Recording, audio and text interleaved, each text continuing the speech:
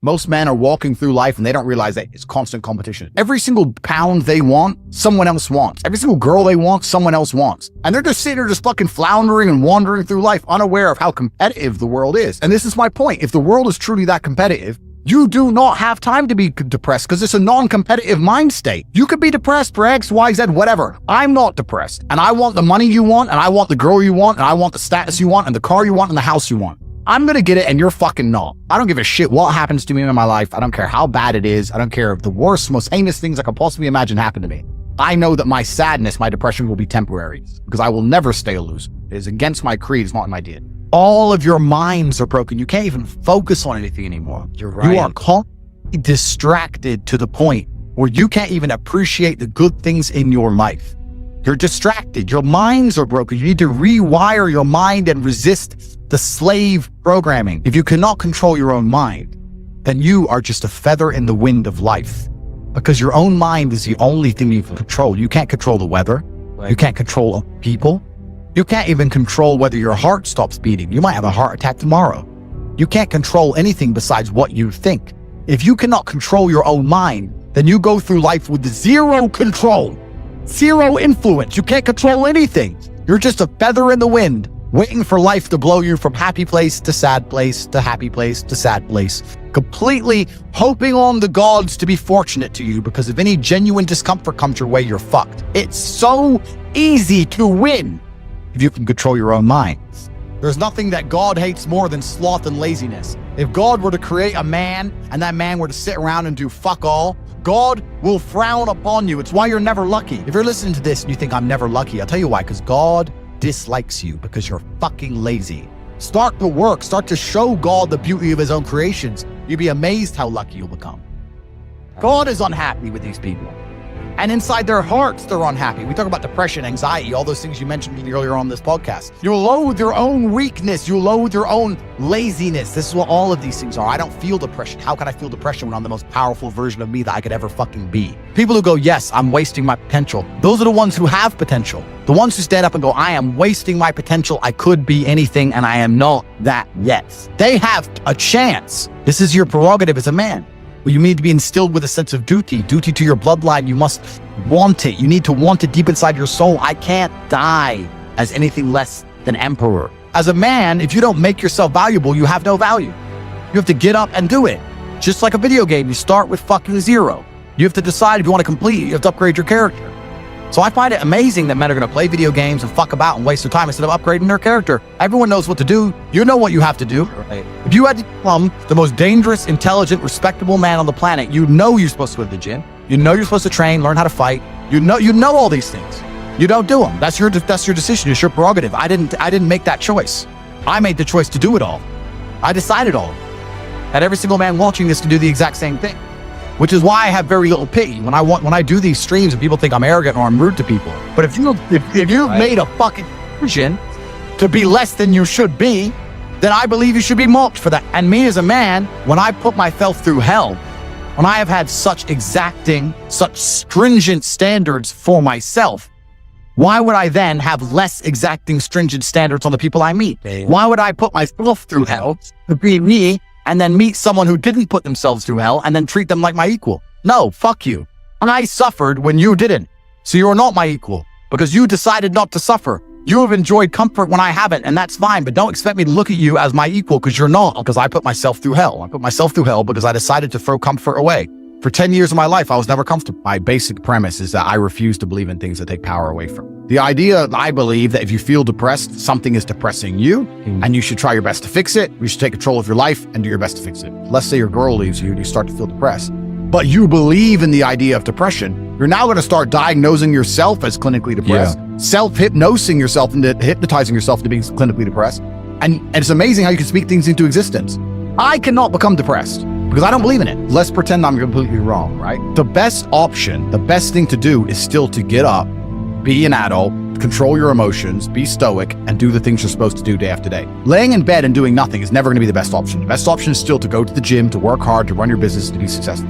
So it doesn't matter. We're talking about the different positions on the chessboard. But if the rules of the game remain the same, regardless of the position you're still trying to win, you still have to do the same things. So does it even matter at this point? If you come along and say he's depressed because of X and he's depressed because of Y and he's depressed because of Z, and the answer to all of them is still the same thing, then I don't give a fuck why you're depressed. Yeah, well, what I'm saying is you're playing a game and it's a competitive game and you need to build a mindset that allows you to be ultra competitive. And if you want to sit there and say, no, I want a non-competitive mindset, then fine. You know what you call people who do not win competitions? Losers. Correct. This is just the bottom line of life. And it's kind of interesting because everyone pretends they give a fuck, but nobody does. Especially women. Women truly don't give a fuck. If you ask a woman the kind of man she wants, she will never say depressed or sad. Ever. She wants a man who is ultra capable, ultra competent. They want someone who is fun and spontaneous and charismatic and successful. They don't have time for sad dudes. They don't care. So the world doesn't care. The world has never given a shit about sad men. So if you're going to sit there and self-diagnose yourself as a sad man, you're going to have a shit life and nobody's ever going to give a fuck and you're going to perpetually lose forever. And that is your decision. I am so scared of being that person. The idea of that terrifies me to the point where I don't even want to accept that as a reality that can possibly exist. I don't give a shit what happens to me in my life. I don't care how bad it is. I don't care the worst, most heinous things I can possibly imagine happening. I know that my sadness, my depression will be temporary because I will never stay a loser. It is against my creed. It's not in my DNA.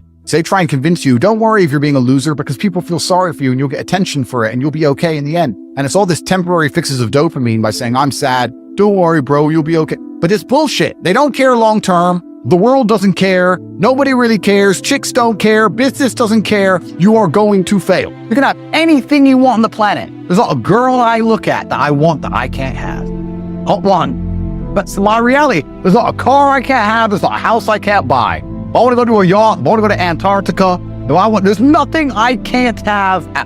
Bam. Because I've decided to become this man. It's the same for absolutely every single one of you at home. If you actually try and you actually want it, and you're actually not making excuses, lying, talking shit, you're going to get what you want.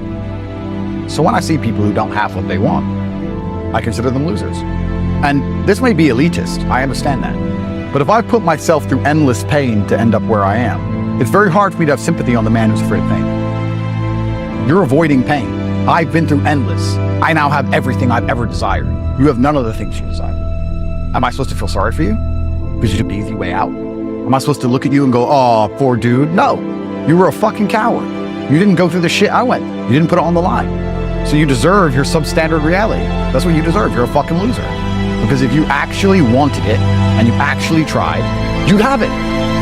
You could have anything you want. Universe is super giving. If you want it, you can have it. If you're sitting there saying, oh, but I tried my best and I still didn't get it, you're lying. You didn't try your best. That is a fucking lie. The universe gives it to everybody who genuinely tries. And I know that to be a fact because this world's competitive. We're all competing against each other. And the majority of people don't try. Like I've achieved this amazing life and I've tried very, very hard. But it could have been harder. You just get to a point where you're like, I'm tired of hearing your fucking excuses. That's bullshit. And you become to a degree, yeah, cold and psychopathic. It's true. That's what happens. And I get it all the time. I get thousands of emails a day. Everyone I grew up with, people I know, I get it all the time. They'll message me, hey man, just unlucky. You are not unlucky. You are a lazy fucking loser. You are not unlucky. You're breathing. You're lucky. The unlucky ones are gone. You're alive and you are a lazy loser. So a loser is anybody who does not have everything they want at the drop of a hat.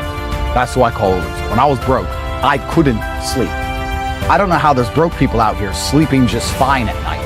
Going, oh, inflation is 20%, gas prices are 6 times, everything on the news is a lie, I never stand a chance of ever getting rich, where's my pillow? Like, what's fucking wrong with you people?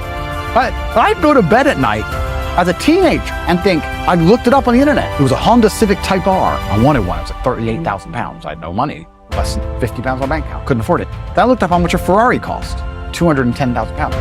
And I said to Tristan, my brother, I was like, there are people with 210,000 pounds for a car. How? If I worked my job for 6 years and saved every penny, if I walked to work and didn't eat, I couldn't buy this car.